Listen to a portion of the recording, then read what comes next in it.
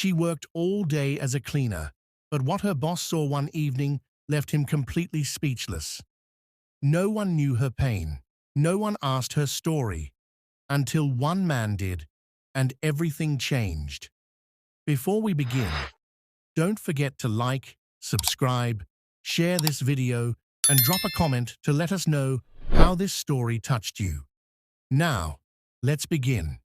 This is the story of Anita, a woman who lost everything and found it all back, one silent step at a time. The sun had already gone down, and the lights inside the mansion were soft and warm. Inside the living room, laughter echoed as Anita and her husband Mark sat on the floor playing with their twin boys, Jordan and Jason. The boys had just finished dinner and were now jumping around, full of energy. Mark looked at his watch. "Time to go," he said softly. Anita's smile faded. "Already?" "You know the flight to China is midnight," Mark said, standing up. "If I don't go now, I'll miss it." He picked up his suit jacket from the couch, while Anita held the boys close. The two boys looked up at their father. "Daddy, don't go," Jason said. Mark knelt down and hugged them both. "It's just a few days, okay? I'll be back with gifts. Big ones." But as he stood and walked toward the door, Jordan's face changed. His lips began to tremble. Suddenly he started crying. Anita rushed to carry him. "What is it, baby?" Jordan buried his face in her neck. "I don't want Daddy to go." Mark turned back, surprised and touched. He kissed the boy's head and whispered, "I'll come back. I promise." Anita walked with him to the front door. The mansion was quiet now. The driver was already waiting outside, engine running. "I hate when you travel," she whispered. Mark looked into her eyes. "You know I have to. Just this deal, and we'll be set for life." She nodded slowly. "Promise you'll come back safe." "I promise." He leaned in and kissed her forehead. "Take care of our boys. Lock the doors. I'll call you when I land." Anita watched as he stepped into the car. The boys waved from the balcony. Mark waved back with a smile. Then the gate opened, and the car disappeared into the night. The next morning, Anita woke up early to prepare breakfast. The boys were still asleep. She switched on the TV in the kitchen as she boiled water for tea. Suddenly, the news anchor's voice became sharp and urgent. "Breaking news. A flight from Lagos to Beijing has crashed just 3 hours after takeoff. There were no survivors." Anita froze.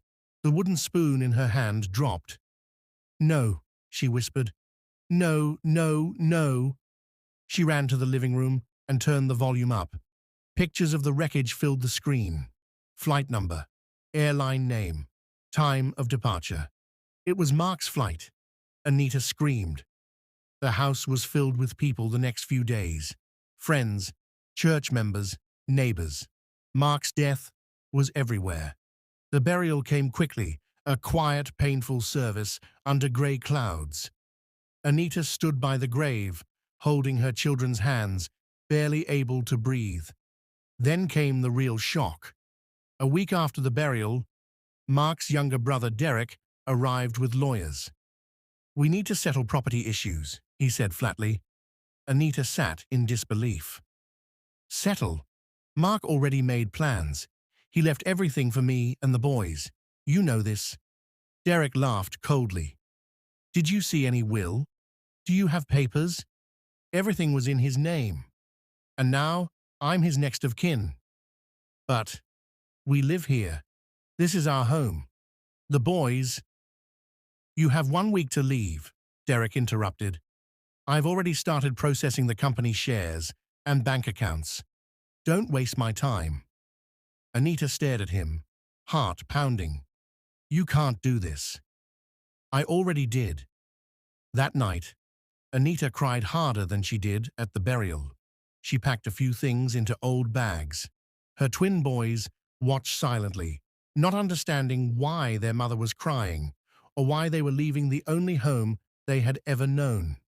The mansion that once felt like paradise was now cold and empty. Anita tried to fight back, but no one helped.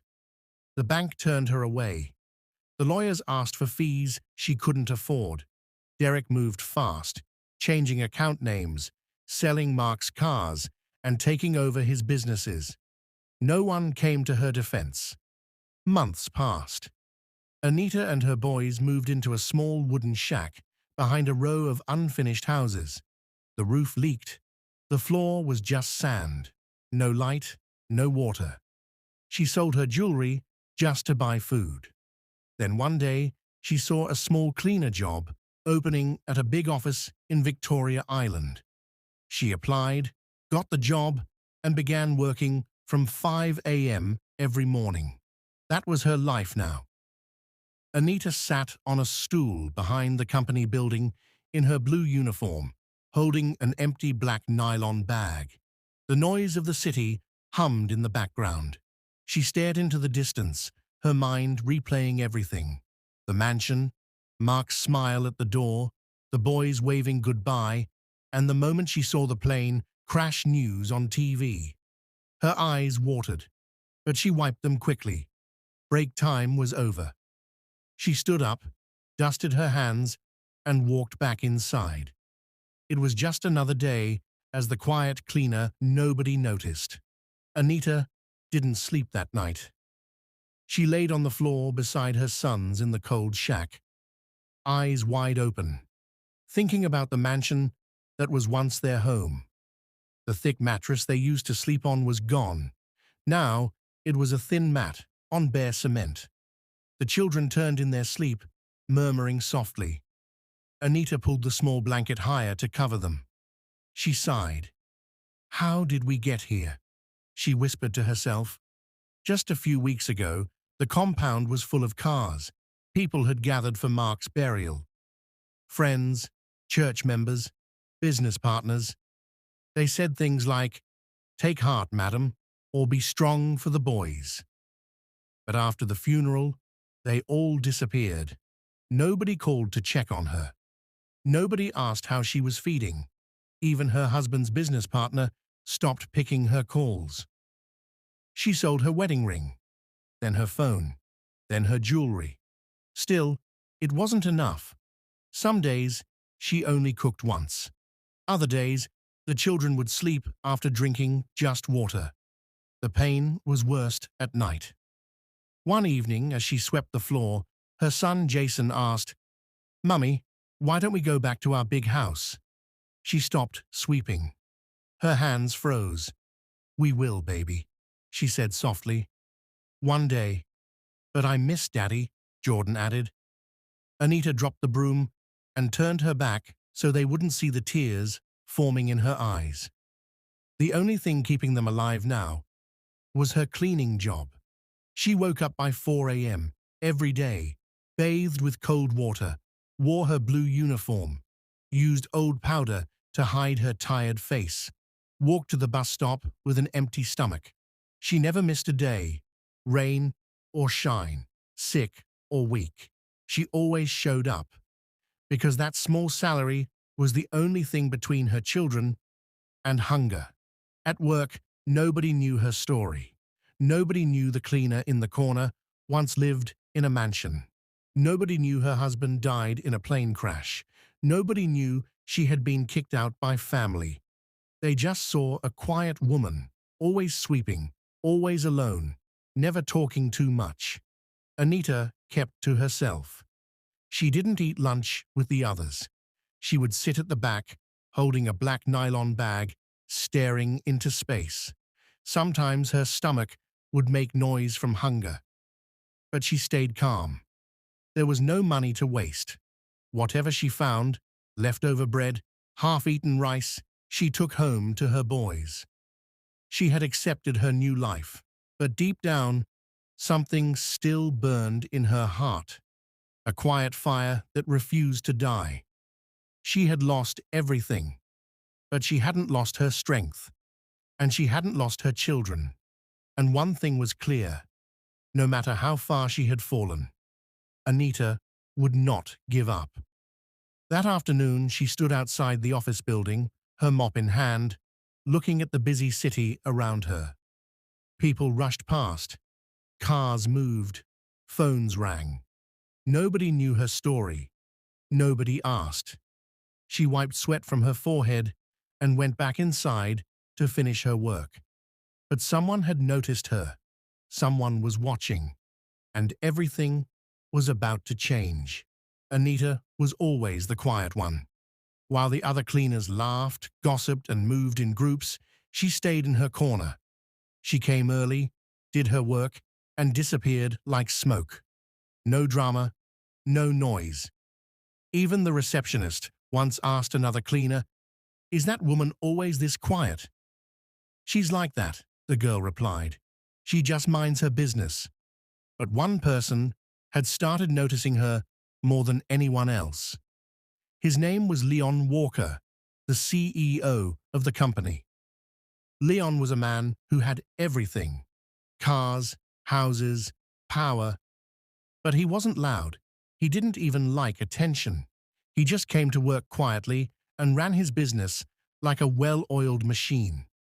One morning, Leon came out of his office and paused near the stairwell.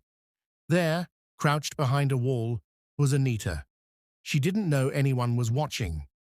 She was picking something out of a dustbin, a nylon bag with cold leftover food inside. It looked like someone's untouched lunch, maybe from the boardroom meeting that ended earlier. Anita quietly tied the bag, wiped her hand on her wrapper under her uniform, and slipped out the back door. Leon stood still. Something didn't feel right. That image refused to leave his head all day. Why was a staff cleaner digging through trash for food? He had seen her a few times in the hallways, quiet, respectful, head down. He asked his personal assistant later that evening, "Do you know the woman who cleans the boardroom?" "Which one, sir?" "The tall one. Thin face. Wears an old wristwatch." "Oh, that's Anita. She doesn't talk much. She's been here for over a year." Leon nodded. "What do we pay cleaners?" 35,000 naira a month. That answer hit him like cold water. Later that evening, Leon's car was parked outside the building. He was seated at the back with the window halfway down. He saw Anita walking down the road, holding a black nylon bag in one hand and a half-torn umbrella in the other. She looked tired. Her slippers were worn out. Her walk was slow. "Driver," Leon said, "follow her, not too close." The driver looked shocked, but obeyed. They followed Anita through the busy streets, then into quieter areas, down dusty roads, past roadside cellars and half-finished buildings. After about 30 minutes, she turned into a narrow path and disappeared between two old zinc fences. Leon stepped out. "I'll walk from here," he said. "Oga?" the driver asked, surprised. "I said wait here." Leon walked quietly, his shoes pressing into sand and broken concrete. He reached a small wooden shack, patched roof, door tied with a rope. A candle flickered inside. He stayed behind a wall and watched. Inside, Anita sat cross-legged on the floor. Her two boys sat in front of her. No shirts, just shorts. She opened the nylon bag. The rice inside was cold and clumpy. A piece of meat stuck to the side. She smiled and began dividing it between them. "Eat, my babies," she said gently. The boys dug in happily, using their hands. They didn't complain. They didn't ask for more. They were just happy to eat. Anita didn't eat a single bite. She sat watching them, smiling softly. Leon felt something in his chest tighten. He leaned on the wall, closed his eyes, and for the first time in a very long time, he felt his eyes burn with tears. That night, he couldn't sleep.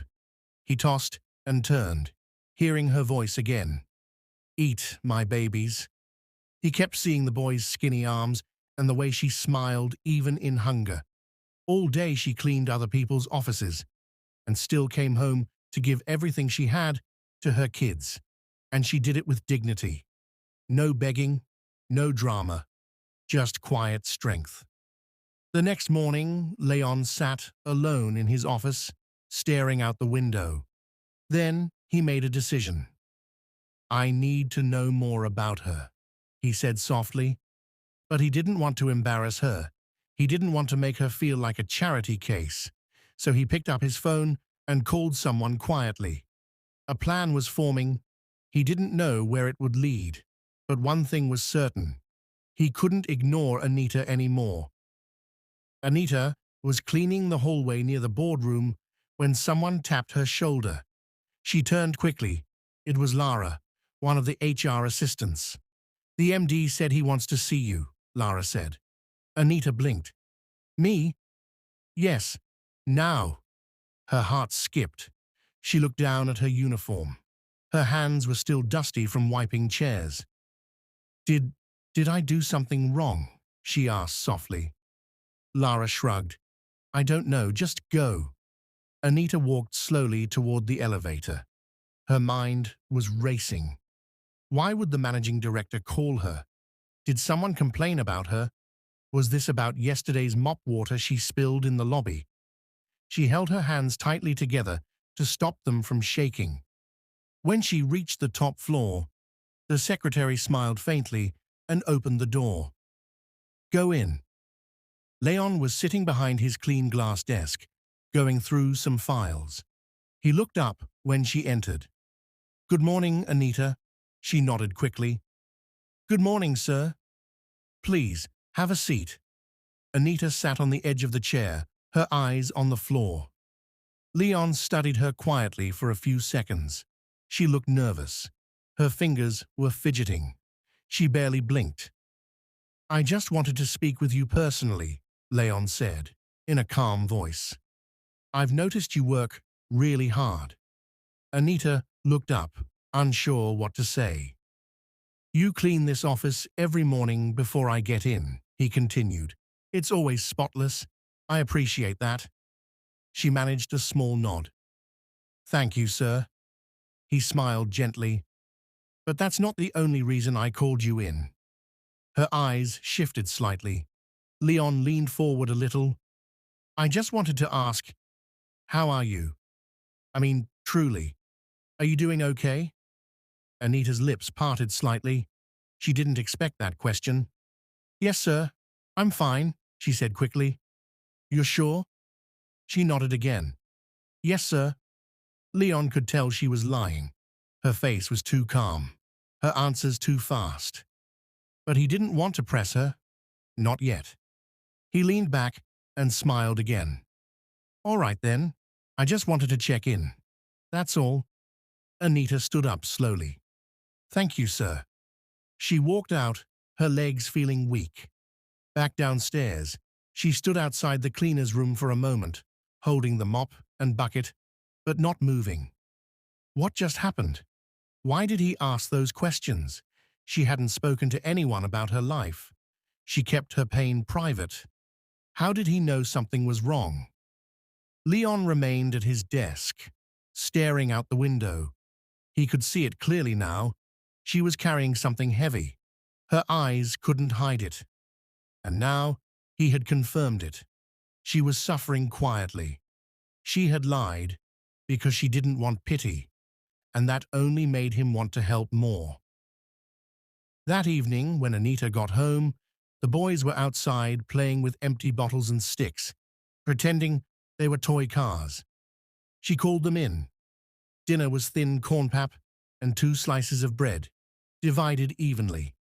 They ate quickly. "Mummy, you didn't eat," Jordan said. "I'm okay," she replied with a smile. She lay on her mat that night and stared at the cracked ceiling, thinking about what her boss had said. "Are you okay?"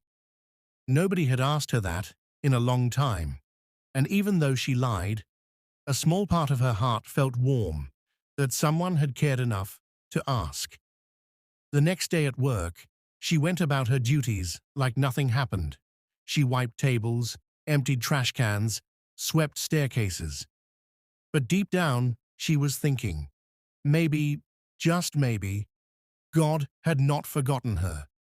Maybe something was about to change. At the same time, Leon was already making quiet plans. He didn't want to embarrass her or treat her like a project. So he called someone he trusted and said, I need to do something for someone, but I want it to look natural. I want it to be quiet. The person on the other end replied, Tell me what to do. Leon looked out the window again, and for the first time in months, he smiled. Not a business smile, but a human one. It was a Saturday morning.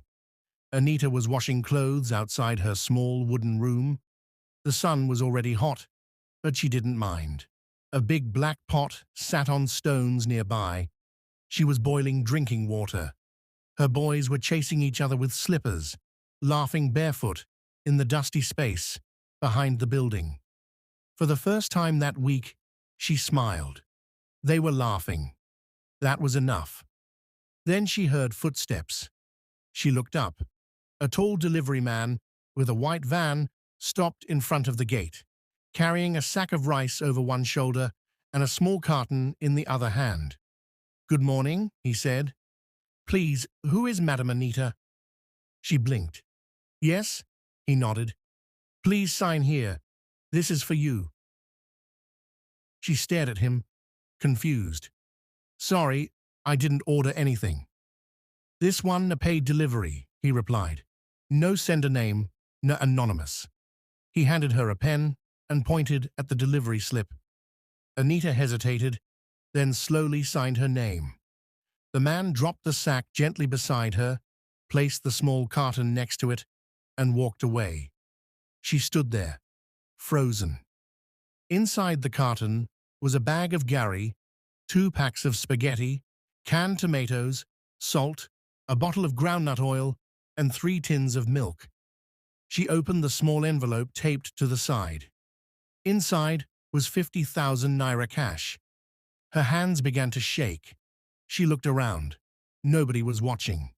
The boys ran up to her, smiling. Mummy, is this for us? She nodded slowly, her voice cracking. Yes, baby. Who sent it? Jason asked. Anita looked at the envelope again. No name. I don't know, she said softly. That night, for the first time in weeks, they ate hot white rice with tomato stew and egg. The twins danced around the small room as the aroma filled the air. Anita dished their plates and watched them eat with joy. She didn't eat immediately. She just sat and smiled, blinking away tears. Later, when the boys were asleep, she counted the money again. Carefully, as if afraid it would disappear. 50,000 naira. Enough to buy more food. Enough to pay part of the rent she owed. Enough to breathe. She sat by the window, looking out into the night. Who could have done this? It couldn't be her neighbors. Most of them were struggling too. Then one thought came to her mind. Mr. Leon. Was it him? No. She shook her head. Why would the company MD send her food and money? He had just asked a question, nothing more. Still, something inside her whispered that maybe, just maybe, he had seen her pain. And maybe someone cared. The next day at work, Anita came early as usual. She worked with more strength in her hands, wiping tables, mopping floors, straightening chairs. The pain was still there, but today it had space beside it, a small pocket of hope. She didn't say anything to the other cleaners. She didn't want to be asked questions. She didn't want to be judged or envied. Some blessings were better kept quiet. Leon sat in his office later that day, watching the city through the wide glass window. He didn't call her. He didn't ask about the delivery, but he knew it had arrived. He made sure of it. He could have given more, but he didn't want her to feel small. He just wanted her to breathe, to rest, to have something in her stomach without fear. He smiled quietly to himself. Sometimes you don't need to announce kindness. Real help doesn't make noise. At lunch break, Anita sat at her usual spot near the back door, holding an empty nylon bag in her lap. But this time, she wasn't sad. She was planning. 50,000 naira wasn't much to many people, but to her, it was a lifeline. She would buy another bag of beans, small yams, maybe even save part of it. She would keep feeding her boys. She would survive. Later that evening, she held their hands and walked home from the bus stop. The boys talked non-stop, telling her what they wanted to become when they grew up. A pilot, said Jordan. A footballer, said Jason. Anita smiled, tired but peaceful. They didn't know the full battle she was fighting. They didn't know how close they had come to sleeping hungry again. But now, they had food. And she had hope. And someone, somewhere, was watching over them. The rain started late at night. The roof of the small wooden room rattled as water dripped through a crack near the corner. Anita placed an old plastic bowl under the leak and went back to check on her sons. Jordan was shivering. His forehead was hot. His breathing was heavy. His lips were dry. Anita touched his chest. Jordan, are you okay? He opened his eyes slowly and whispered, Mummy, my head is spinning. Her heart dropped. She got up quickly and covered him with a wrapper. Don't worry. You'll be fine, my baby. But deep down, she was scared. Very scared. By morning, Jordan was coughing non-stop. She used warm water and local herbs to rub his chest. She gave him soaked bitter leaf to chew. Nothing worked. Jason sat quietly in the corner, watching his twin brother breathe like someone climbing a hill. Mummy, is he going to die? He asked softly. Anita's hands froze. God forbid, she said quickly. He's just weak. He needs rest. But inside, panic was building. She had no money left. The 50,000 naira from the mystery gift had already gone to food and part rent.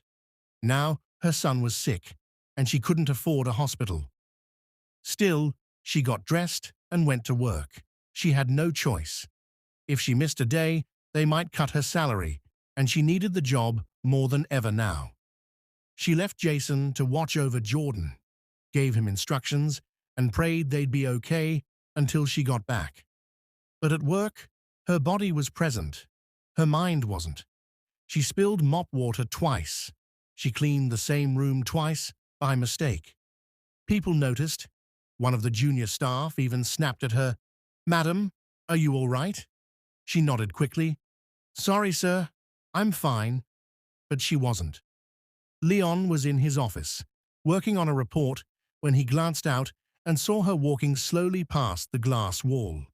Something looked off. She was wiping her forehead too often. Her hands were shaking slightly. He stood up, walked to the hallway, and stopped her gently. Anita, he said. She turned sharply, startled. Yes, sir? Are you okay? Yes, sir. He looked at her carefully. Her eyes were red. Her voice was low. You don't look okay. I'm fine, sir, she said, trying to force a smile. Follow me. Inside his office, he offered her a seat. She sat down, holding her hands tightly in her lap. Tell me the truth, Anita, Leon said calmly. Is something wrong? She kept quiet for a few seconds. Then her lips began to tremble. My son is very sick, sir, she said softly. Jordan. He hasn't eaten well in 2 days. He can't breathe well. I don't know what to do. Leon's chest tightened. Why haven't you taken him to a hospital? She looked down. I don't have money. I tried herbs. I prayed. But he's getting worse. Leon stood up immediately. Come, let's go. They entered his car and drove straight to a nearby private hospital. Anita sat in the back, holding her hands together, whispering prayers. Leon didn't say much. He just looked ahead, jaw tight. At the hospital, the nurses rushed Jordan in once they saw his condition. The doctor came out 10 minutes later, removing his gloves. "You came just in time," he said. "He has pneumonia. He couldn't have survived another day at home."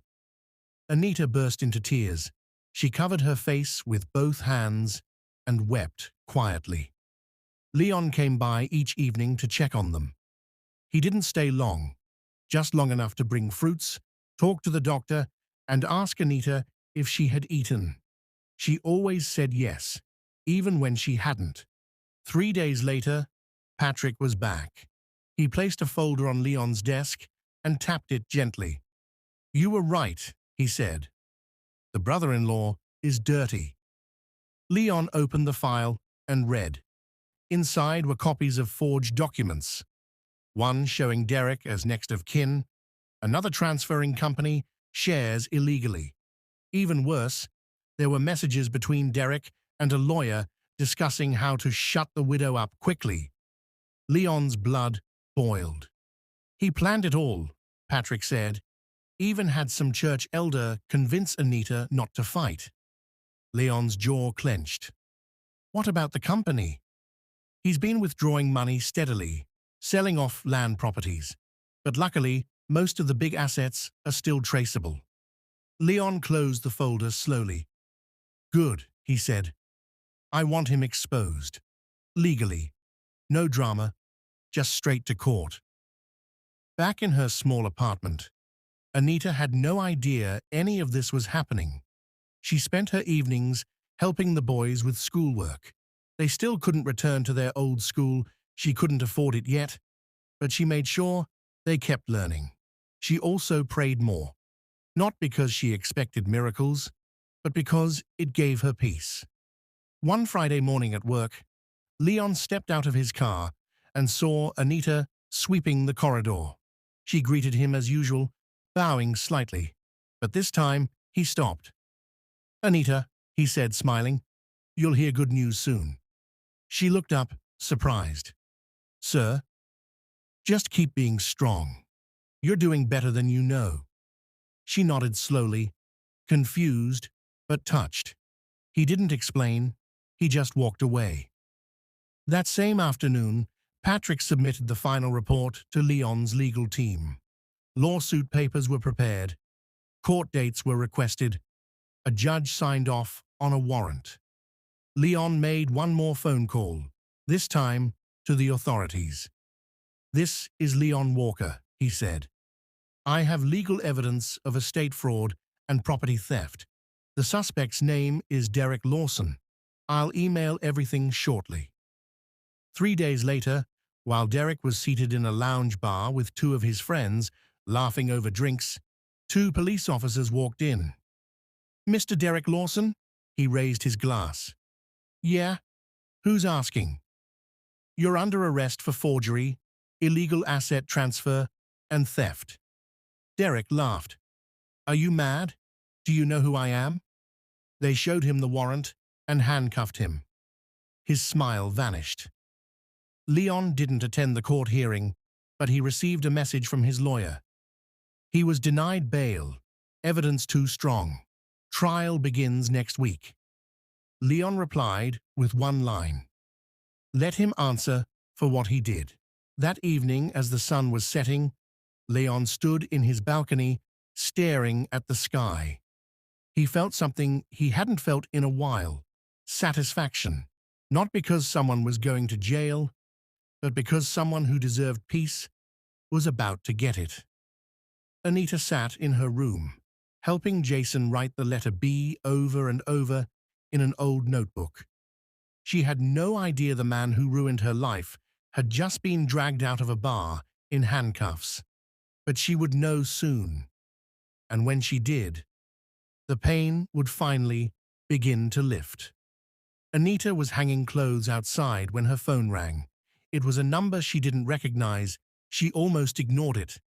But something told her to pick up. "Hello," she said softly. "Good morning, Ma. This is Inspector Dio from the state CID. Anita's heart skipped. State CID? She asked. What happened? We just wanted to inform you officially. Mr. Derek Lawson has been arrested. He is currently in police custody and facing trial for multiple charges, including forgery, illegal transfer of property, and fraud. Anita held her breath. She blinked, trying to understand what she just heard.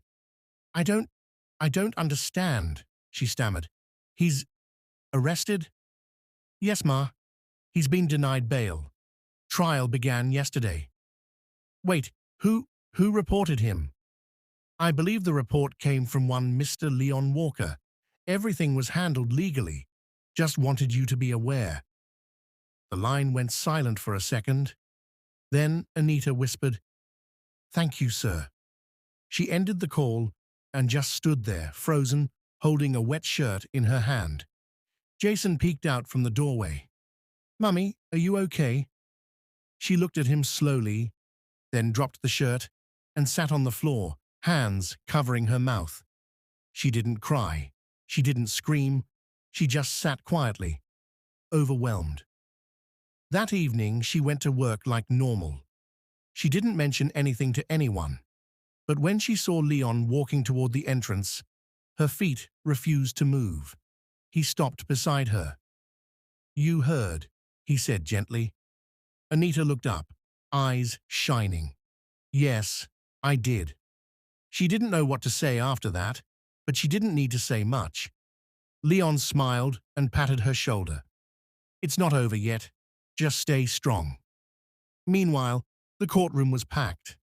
Derek stood in the dock, confused and angry. His expensive shirt was wrinkled. He had been shouting since morning. She always said yes, even when she hadn't. On the third day, Jordan sat up and smiled weakly. Mummy, I want bread, he whispered. Anita laughed for the first time in weeks. You'll eat bread and egg, she said, hugging him. Jason clapped and ran to hug his brother too.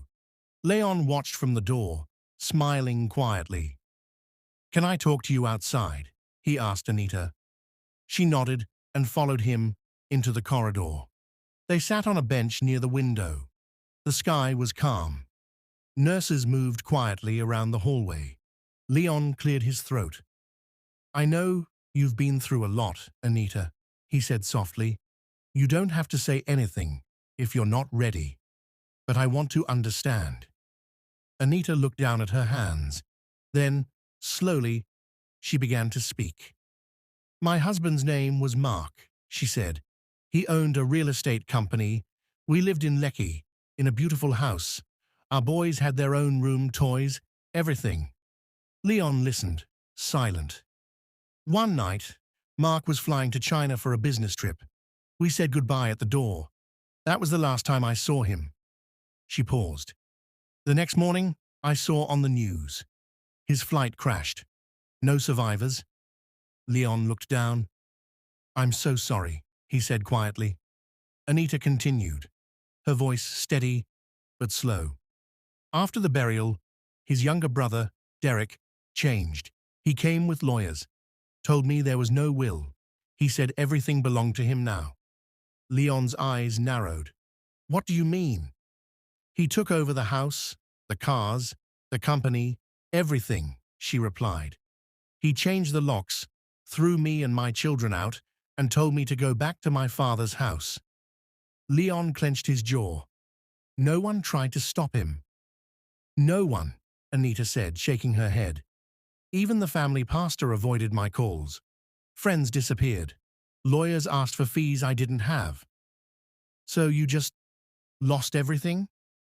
Yes, she said, eyes shining with tears. I had no choice. I moved into a wooden room behind an uncompleted building. I sold my wedding ring to feed the boys. Then I found this cleaner job. Leon sat back, completely quiet. He had guessed she was struggling. But this was wickedness. He looked at her again. This woman who swept his hallways, picked leftovers to feed her sons, and never once asked for help. You've been carrying all this alone? He asked. She nodded. I didn't want pity. I just wanted to survive. Leon stood up slowly. He didn't say anything else, but his eyes told the story. They were sharp, focused, determined. Anita had opened the door to her pain. Now, Leon was ready to walk through it and do something. That evening, back at his house, Leon made a phone call. A deep voice answered on the other end. "Hey, Leon, long time." "I need a favor," Leon said. "It's about someone's husband's estate and his brother. I think something illegal happened after the man's death. Can you check it out quietly?" "Say no more. Send me the names." Leon sent the names. Mark Lawson. Derek Lawson. He looked at the screen and whispered to himself, "We'll see who owns what." Back at the hospital, Anita sat by the bed, watching her boys sleep. She didn't know what Leon was planning. She didn't even expect anything. But for the first time, in a very long time, she felt like she had a voice again. Someone had listened. Someone cared. And maybe, just maybe, justice wasn't so far away. It had been a week since Anita shared her story. Jordan was back home, smiling again. Jason wouldn't stop teasing him, calling him hospital boy. Anita watched them from the doorway of their small room, a soft smile on her face, but her heart was still heavy. She hadn't heard much from Leon since that hospital day. He still greeted her politely at work, still checked on her sometimes, but he hadn't brought up her story again. She thought maybe he had let it go, but she didn't know. Leon was moving in silence. In his private office one morning, Leon sat with a man in a black shirt and jeans. His name was Patrick, an ex-policeman turned private investigator. Leon handed him a file. "This is everything I know. The woman's name is Anita Lawson. Her husband, Mark, died in a plane crash last year. After the burial, his younger brother took everything: house, company, assets. She and her kids were thrown out." Patrick opened the file and scanned through. "No will?" he asked. "Apparently not. But something doesn't add up. I want to know if this Derek guy forged any documents or used his influence to take what doesn't belong to him." Patrick nodded. "Give me a few days." Leon leaned back. "Be quiet about it. I don't want her name dragged into anything yet." "No problem. I've done harder jobs." 3 days later, Patrick was back. Derek stood in the dock, confused and angry. His expensive shirt was wrinkled. He had been shouting since morning. "Everything belongs to me," he screamed. "She's just a widow. What rights does she have?" The judge banged the gavel. "Mr. Derek, this court has seen enough evidence to prove otherwise." The lawyer from Leon's team stepped forward and dropped another file. "Your Honor, we've submitted property records, forged signatures, and digital messages between Mr. Derek and a corrupt lawyer." The judge nodded slowly, reading through the documents. By the end of the hearing, it was clear. Derek was guilty. The court sentenced him to 10 years imprisonment with no option of fine. He tried to protest, but the officers had already placed cuffs on him. As they dragged him away, he looked around like someone who had been struck by lightning. Back at the company, Anita was mopping the hallway when Leon's PA approached her with a small envelope. "Mr. Leon asked me to give you this." She opened it carefully. Inside was a short letter in neat handwriting. "The fight is over. The court has returned all your husband's properties to your name. You are now the rightful owner of the house, the company's shares, and his estates. You don't have to thank me. Just live free again." Anita stared at the paper. Her fingers shook as she folded it slowly and pressed it to her chest. The house, the company, her life, all of it was back. The next day, she sat her sons down on the mat. Remember our old house? The boys nodded. Yes, Mummy, the one with the big backyard. Well, she smiled slowly, tears in her eyes. We're going back. Jason jumped up. Really? Jordan gasped. For real? Anita nodded.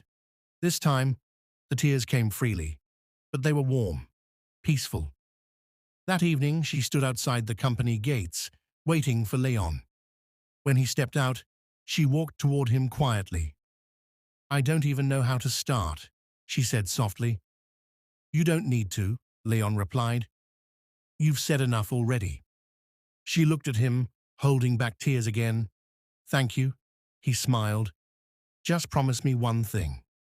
What? That you'll never let anyone silence you again.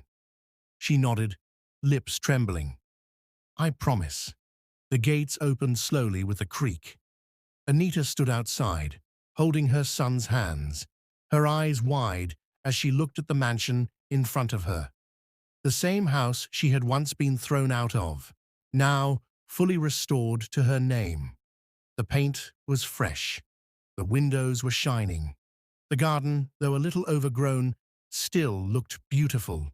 Jason gasped. Mummy, is this really our house? Anita smiled. Yes, baby. We're home. Jordan ran ahead, shouting, I remember this tree. Daddy planted it. Anita walked forward slowly. Every step felt like a dream. Just months ago, she was sleeping on a mat in a wooden room. Now, she was back in her husband's house. The front door opened easily. The key worked perfectly. Inside, sunlight poured into the sitting room. White curtains danced in the breeze. The boys ran around, laughing. They opened room after room, screaming as they remembered their toys, the playroom, their old bunk beds. Anita stood at the center of the living room, looking around. Her hands touched the wall, the furniture, the marble table. She closed her eyes and wept silently. Not because she was sad, but because God had remembered her. Later that evening, she cooked in the big kitchen. Proper food, just like she used to make before everything was taken. The boys set the table. They poured juice. They danced as the aroma filled the house. Anita served rice and grilled chicken with vegetables. They prayed together before eating. Thank you, Lord, she whispered. Thank you for fighting my battles. Just as they were finishing dinner, the doorbell rang. Anita walked to the door and opened it. It was Leon. He wore a simple shirt and jeans, holding a gift bag in one hand. Hope I'm not disturbing, he said with a smile. Of course not. Please come in, she said, stepping aside. He entered slowly, taking in the beauty of the house. The boys rushed out and hugged him. Uncle Leon, you came. He knelt down, laughing. Yes, I came to check on my favorite twins. Anita brought him a glass of juice and invited him to sit. For a few minutes, they just sat. No rush, no stress. Just laughter, light talk, and peace. Then Anita looked at him quietly. I still don't understand why you helped me, she said softly. You didn't have to. Leon looked at her, calm and kind. Because I saw you, he replied. Not just the cleaner. I saw your heart. I saw your strength, and I couldn't ignore it. She nodded slowly. For everything. He smiled. You've already thanked me enough. Now it's time for you to live well and raise these boys to be great men. Before he left, he handed her the gift bag. She opened it and saw a beautiful framed photo, a painting of her and her sons in front of the mansion. At the bottom it said, the house may have been taken, but the home never left you. Anita held it to her chest and fought back tears again. That night, after Leon left, Anita tucked her boys into bed, their own beds. She sat in her husband's old chair, looking out the window at the stars. She remembered the night he left for China, the goodbye at the door, the phone that never rang again. "Mark," she whispered, "we're back. You can rest now." In the morning, she would begin a new chapter. She would manage the estate again, slowly rebuild the business, and give back, just like someone gave to her. But for now, she rested, with peace in her heart, and her children beside her.